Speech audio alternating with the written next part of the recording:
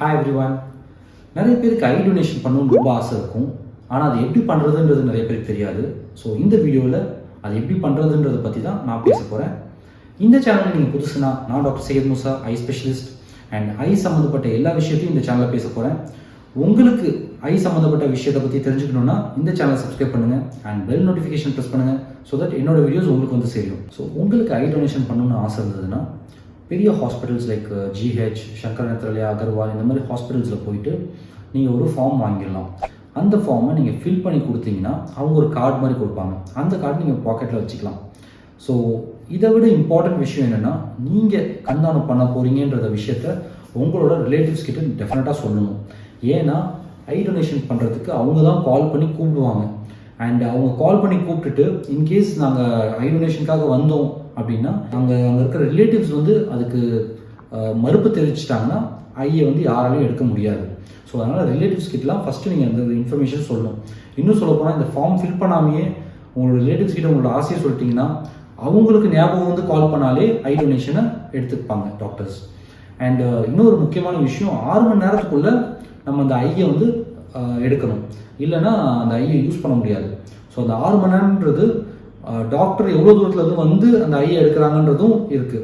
Like for example, நான் Shankar நேத்ராலயாவில் work பண்ணும்போது sometimes ஆந்திராவிலேருந்து கால் வரும். ஸோ ஆந்திரா வரைக்கும் நாங்கள் போய் ரிட்ரீவ் பண்ண வேண்டியிருக்கும். ஸோ அது ட்ராவலே வந்து 1.5 hours இருக்கும். ஸோ ஒரு 4 ஹவருக்கு உள்ளே சொன்னாங்கன்னா it will be easier. So that நம்ம 6 மணி நேரத்துக்குள்ளே நம்ம ஐயை வந்து ரிட்ரீவ் பண்ணிடலாம். அதுக்கப்புறம் அந்த ஐயை ஸ்டோர் பண்ணிவிட்டு அதை யூஸ் பண்ண ஆரம்பிச்சிடலாம். அண்ட் ஐ டொனேஷன் யூஸ்வலாக இறந்தவங்க தான் கொடுக்க முடியும். உயிரோடு உள்ளவங்க யாராலையும் கொடுக்க முடியாது இன்னொருத்தவங்களுக்கு கண்ணு. ஸோ அதனால் இறந்தவங்க வந்து இறந்த டைமில் அவங்க ரிலேட்டிவ்ஸ் எல்லாருமே வந்து சோகத்தில் இருப்பாங்க. ஆழ்ந்த சோகத்தில் அவங்க வந்து ஒரு 6 மணி நேரத்துக்குள்ளே அதை ரிட்ரீவ் பண்ணுறதுக்கு அவங்க அரேஞ்ச்மெண்ட்ஸ் பண்ணணும். ஸோ அப்போ தான் அவங்களோட கண் தானத்தை வந்து எடுக்க முடியும். இன்னொரு யூஸ்வல் மிஸ்கன்செப்ஷன் என்னென்னா, கண்ணை எடுத்துட்டா பார்க்கறதுக்கு கொஞ்சம் ஏதாவது அசிங்கமாக இருக்குமோன்னு சொல்லிட்டு அந்த மாதிரிலாம் நீங்கள் பயப்பட வேணாம். அந்த கண்ணுக்கு பதிலாக இன்னொரு மெட்டீரியல் உள்ளே வைப்போம். அந்த மெட்டீரியல் வந்து உங்களுக்கு கண் இருக்கிற மாதிரியே இருக்கும். ஸோ கண் தானம் பண்ணாங்கன்னா அவங்களோட கண் இருக்கிற மாதிரி தான் இருக்கும். யாராலையும் கண்டுபிடிக்க முடியாது அவங்களுக்கு கண் தானம் பண்ணியிருக்காங்கன்றதே. ஸோ அதனால் பயப்படாதீங்க.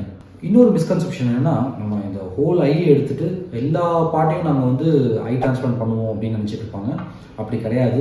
சில பேர் சொல்லுவாங்க கண்ணில் உள்ளே வந்து கேட்ராக்ட் லென்ஸ்லாம் போட்டிருக்கோம், ஸோ நல்ல கண் அப்படின்னு சொல்லலாம் சில பேஷண்ட் சொல்லுவாங்க.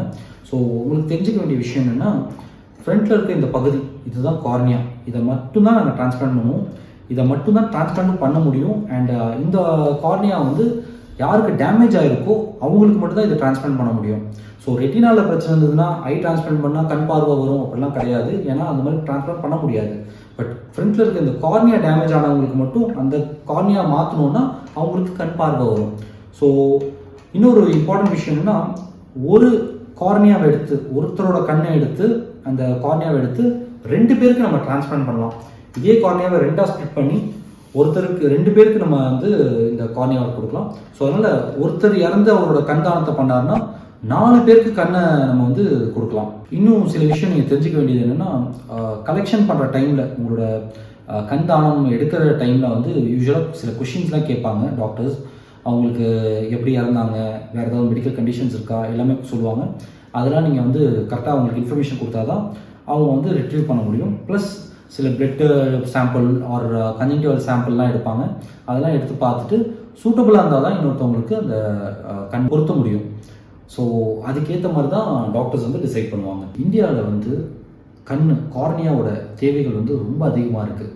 ஸோ மண்ணுலேயோ நெருப்புலையோ போகிற கண்ணை வந்து நீங்கள் டொனேட் பண்ணுறதுனால 4 பேருக்கு கண் பார்வை கிடைக்கும். ஸோ அதை பற்றி திங்க் பண்ணுங்கள். அண்ட் யாருக்கெல்லாம் ஆசை இருக்கோ கமெண்ட்டில் ஒரு மெசேஜ் போடுங்க.